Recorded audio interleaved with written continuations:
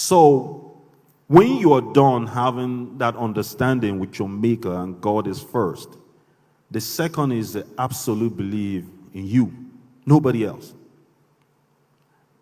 There's no mistakes about it when I walk into a room.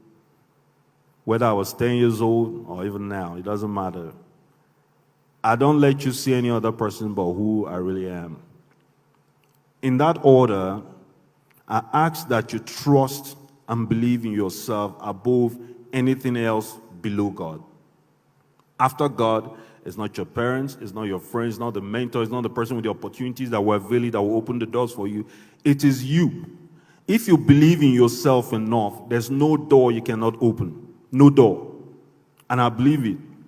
I stood once in front of an area of elite producers and stars and social, just everybody that made up the entirety of the power structure of our industry.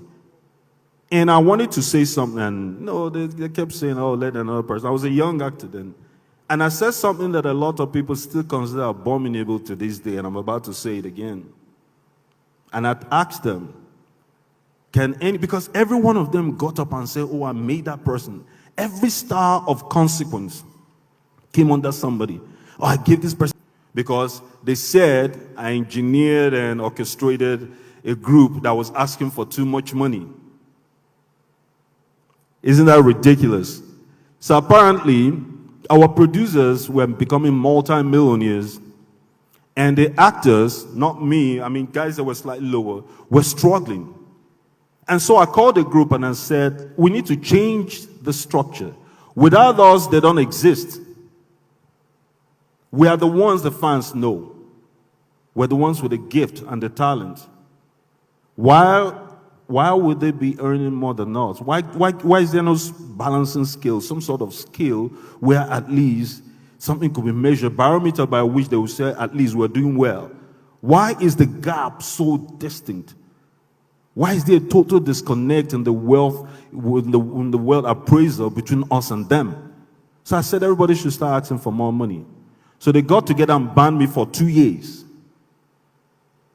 And when they banned us for 2 years, they brought a new crop of actors to take our place. Check the history.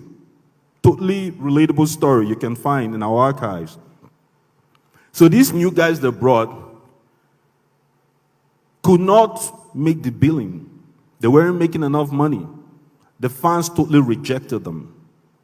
They could not make the 1 million sales, 2 million sales that we were snapping out of our repertoire with our movies. So they came back to bring us back. Isn't God wonderful? They brought us back. On the negotiating table, everybody had something to say. I made you. Without me, you wouldn't have been that. I give you your first chance.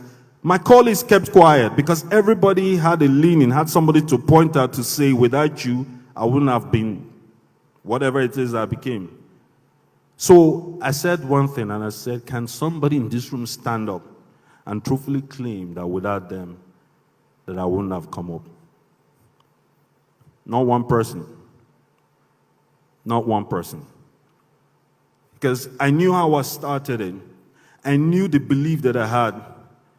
The belief base that I had. It was totally, I just fixated on God, refused to do small roles. For the first 2-3 years of my career, I couldn't do a major roles because they kept giving me small roles. And I refused them. I said if it's not a major or a lead, I'm not doing it. So 3 years for a guy that just left home, it's a long time to be broke. Trust me, at some point you will bend. You will compromise. You will take the little pigeons. But my self-value was way too high. It wasn't about money. It wasn't about anything. I just knew that this is the standard I set, and I wasn't going to relent it, not for anybody, not even for myself. So no matter what I was going through, it's just a question of time. It has to be understood in this room that whatever you're going through is just a question of time. The overriding factor is your total belief in yourself. And so my day came one day. Some of the most established stars had gone for an event in London called Afro Hollywood. And so there was a space, a vacancy of top male stars for film. They went there, stayed longer than they planned, stayed over a month. So they said, okay, there was a vacancy. How are we going to fill it? We need to make movies. These guys are not coming back. But there were female leads. So they said, okay, you know what? Where's that guy, that funny boy with a funny accent that is always rejecting small roles? Yeah, go bring him. Let's make do with him for a few days before the big boys come back. So they brought little me. Dumped me there, paid me peanuts. Trust me, you don't want to know how much these guys were paying me.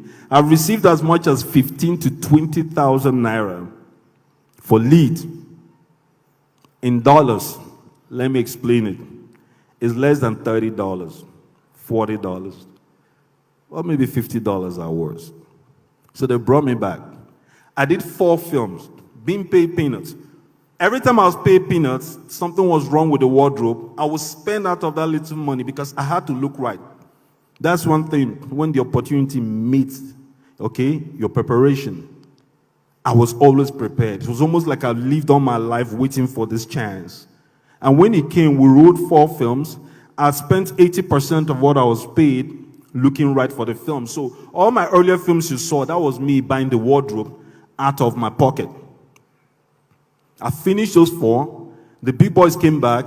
They kicked me out again and stuck with the big names. But lo and behold, all 4 films came out, all over 1 million sales. So they had no choice. They came back for me to say, okay, you know what, you can come back. We'll see that you really deserve a place here. And I charged them 1 million per script after that. It was that simple. Your chance will come if you understand you.